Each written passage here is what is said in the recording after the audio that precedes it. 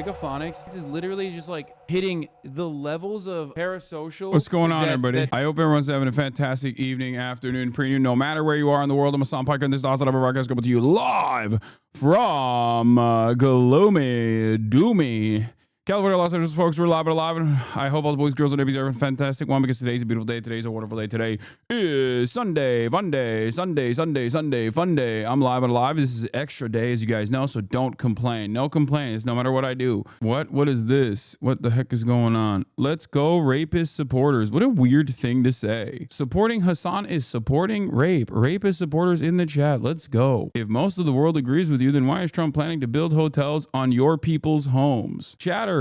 Good way to start the Sunday fun day. Let me tell you, you should get medicated like instantly. I think your script of lithium is probably waiting for pickup. Also, I'm not pro-Israel. The fuck? And you reveal your position very quickly and instantly when you go, oh my God, Trump is going to build hotels on your people's homes or whatever. Nice. What a crazy way to start the day. That was one frame, I think. New record. Ladies and gentlemen, congratulations. We did it. We did it. That's one frame. That's one frame. Pill time. Pill time. Pill time for that chatter. Time for the lithium. That was cool. I have to put some respect on it. Asmon is calling you a terrorist. I hate him so much. All right. Also, number 2. Congratulations. Congratulations. Let's go. Let's go. Let's go. Let's get it. Are you crazy? Supporting terrorism? What's happening today? What the fuck? I just started, bro. I just started. What is happening? You're a sick, sad human being, dude. How does it feel supporting the Houthis today? You're a sick, sad human being today. Dude, how's this sick? How's supporting the Houthis now? What is going on? I do not support Israel. I do not support terrorism. Fox News watchers in the chat. Oh, Asmon's trying to get me banned? Nice. Asmongold is telling people to tell Amazon to get me banned? I don't believe that. Asmon is directly calling for your ban at the moment. Asmon just said enough is enough. You need to get banned like 60 seconds ago. Debate Asmon? Oh, I would love to. I don't think he would want to.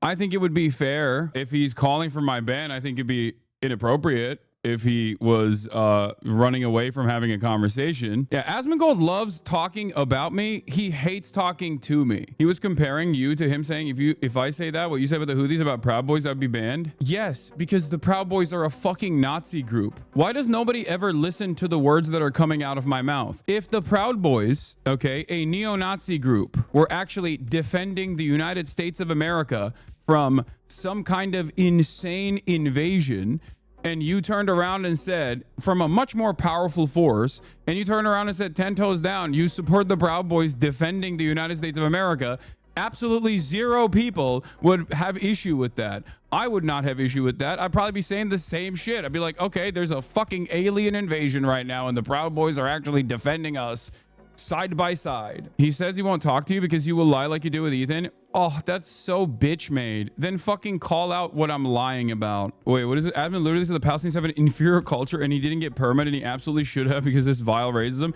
Oh, the other side of that is I didn't even fucking demand that he get banned, by the way. That's like for Mr. fucking free speech to be chirping this way is so funny. I wrote, hey, bud, if you want to talk, I'm free in his chat. You already said he was lying? Yeah, I mean, to Ethan, yeah, he did. Like, for example, I think the Arab tier list was very obviously a lie. I think you're just trying to misrepresent things. But yeah, he's calling you Mr. He used to be Mr. Reasonable. Remember? Mr. Reasonable. I mean, he could keep chirping all day, every day. You are expressing material support for a terrorist organization. It's so obvious. I have no intention to talk about anybody. It's fucking insane. I'm expressing material support to a terrorist organization. Material support. Talk to me. I will be infinitely more charitable to Asmon than he has been to me so far. If he's like demanding that I get banned, he's going to demand I get banned. It's going to go on Livestream Fail. Livestream Fail is going to fucking pump it up. And then Twitch is going to be like, oh my God, we're so scared. If anything, I offer material support to the fucking nation state of Israel as it's conducting a genocide because I'm a goddamn tax-paying American. Asmon admitted that you didn't lie, however, claims you broke the terms of service of Twitch. I'm a free speech guy, but we got to ban this Hasan guy. He's bad. As predicted, H3 Subreddit picked up the Fox News story and is jerking themselves off to oblivion. Of course, zero introspection. Yeah, no, I know. Enemy of my enemy is my friend. I thought Zach was your friend. No, I mean, Asmongold and I were always peers and very friendly and also very respectful, but I wouldn't say that we were friends. We've not really hung out at all. But to be fair, the moments that we have hung out off camera, he is a very, very nice person. His output on camera is just pure. That's why I say, from my experience, and this isn't to like defend him at all, and I know everyone will say that this is a defense of him. It's not. His output on camera is pure performance, 100%. And it doesn't matter to me at all whether it's pure performance and he's like a really nice guy behind closed doors or whatever, or doesn't even believe what he's saying, because it is a grift and I care about the output. I care about what he's actually saying and the impact that that's having. No, I mean, you can be a nice person IRL. What do you do with your platform is the most important thing. Yeah, like this is what we do. We have a limited time in front of cameras. And I think that we have a limited time on this earth. We have a limited time on camera, and what we do with that time and what we do with that influence matters. And I feel like if you're using that for evil to defend like the Trump regime or whatever, I think it doesn't matter. You could be like saving puppies and burning orphanages, like saving puppies from burning orphanages every day, and it wouldn't matter to me at all, because what you're doing with your limited time and your limited impact is what matters. Would you say your notorious shared ability has to stop before these fucking people get you into real harm? Entire communities are practically calling for your arrest, while yours are just jerking off to the latest armpit screenshot or whatever. What? No. If you get in the pigsty and you wrestle with pigs, you're gonna get shit all over yourself, and the pig's gonna like it. And that in and of itself was a perfect demonstration of the back and forth that took place this past Friday. I have been relentlessly attacked in perpetuity by apolitical content creators, liberals that don't like my foreign policy perspective, liberals that don't like my criticisms of the Kamala Harris campaign or the Brandon administration, and the entirety of the right wing, people who love Donald Trump, neo-Nazis, apolitical people that present themselves as apolitical centrists, even though they're very far right. I've duked it out with every single type of content creator that has ever broached politics, right? I am seen as a beacon for leftism, for better or for worse. It's not something that I wanted to be seen as, but it is something that I am seen as. And in a world where a lot of people are hostile to leftist values, leftist ideology, leftist statements, they just basically try to undermine the messenger instead of tackling the message to the best of their ability. There's a lot of shit stirring that goes on. That's precisely the reason why no one makes the argument, or no one tries to tackle the argument that I present when talking about the Houthis, for example, right? Like, people will be like, okay, well, you're supporting terrorism. That's it. That's just a way to stop the argument. When people defend Israel, I don't just say you're supporting terrorism. I also end up explaining to you why what Israel is doing is terrorism. But for many people, they just kind of rely on pre-existing biases that people have to not really make an argument, but to hopefully stoke enough fear around the commentary that I'm engaging in. My position is very clear, especially when it comes to foreign policy, but just in general. I try to present a counter narrative, an alternative narrative that you normally cannot get. You normally will not be getting this kind of narrative, this perspective, from any other mainstream outlet. Ansarullah Houthis did not kidnap those sailors. They were legally detained for violating a legal embargo against Israel. Don't concede the framing of kidnap. I mean, even in that situation, like, I think that those guys should have been released. Like, I don't even disagree with that. But I think that perspective is marginal. You're hyper focusing on any kind of wrongdoing that you can find in that process, and the methods of these guys. Like, they've also accidentally they've fired rockets on vessels, and I mean, there has been one like actual human casualty in the process. I think that that's also unacceptable. This is like an unfortunate byproduct of implementing a blockade. America, of course, has been incredibly violent when implementing other blockades, like the one on Cuba, but it doesn't matter. Like, I understand that, but in the grand scheme of things, I recognize that what they are doing is still on the morally correct side of the argument, and people don't want to entertain that, even if they seemingly agree, right? There's a lot of people online who have not really thoroughly examine their positions, their own personal positions, their own personal convictions on this stuff. A lot of people have designed the world in a way or feel as though they have this worldview where they, on the one side, say Israel's doing a genocide, okay? Or Israel's bad, Israel's the big bad. I can't believe Israel is doing such horrible things. But also, everyone resisting against Israel is a terrorist that should be violently killed and stopped. Like, that doesn't make any sense. Like, that literally doesn't make sense. You're like, okay, they're doing a genocide, but you don't want anyone to fucking resist against it. And you will spend a good deal of time criticizing the ways in which, like, the Houthis have tried to incur penalties. They try to create penalties on Israel for doing a fucking genocide. Is the worst crime of humanity. It means that they don't believe the first thing. Exactly. I do think that some people do actually believe the first thing and don't believe the second thing.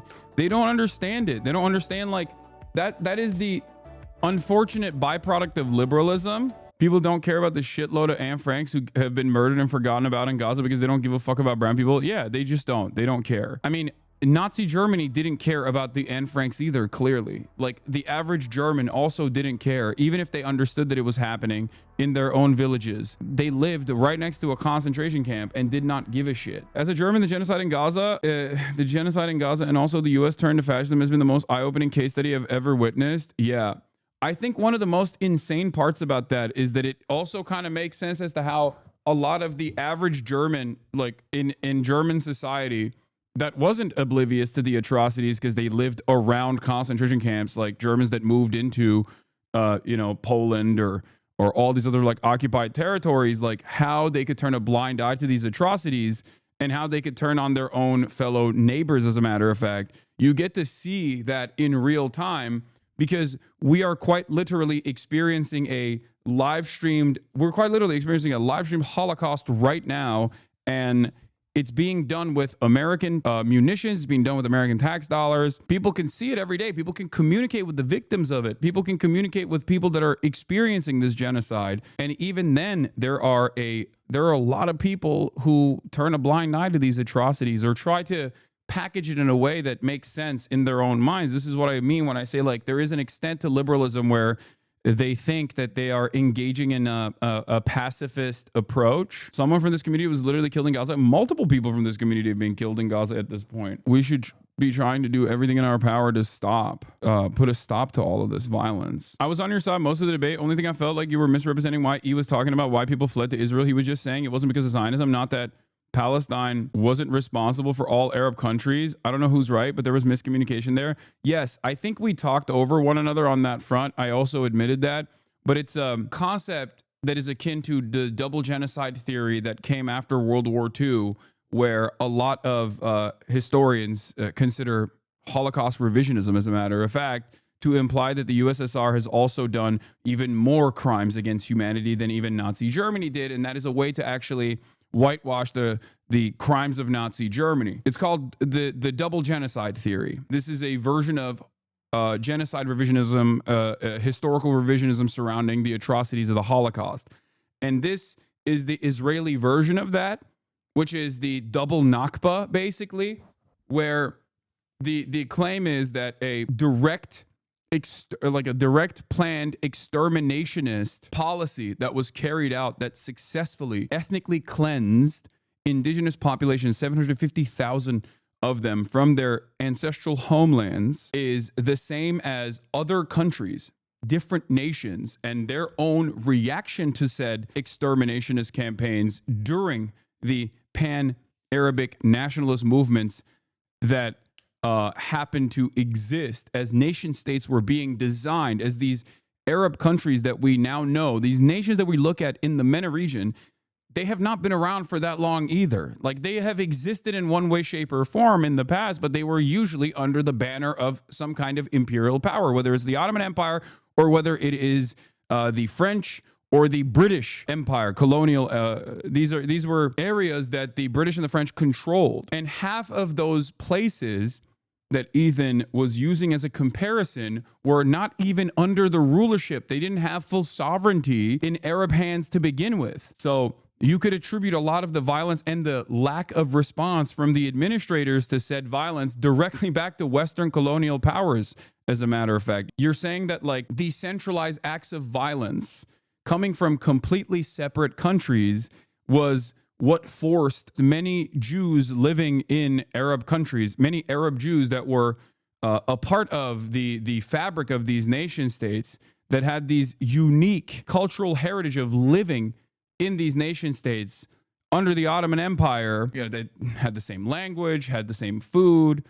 All of that, all of a sudden, is directly the fault of the Arabs being anti-Semitic across the board. To claim that this was all because of Arab anti-Semitism, which forced Arab Jews to become Zionists, is bullshit.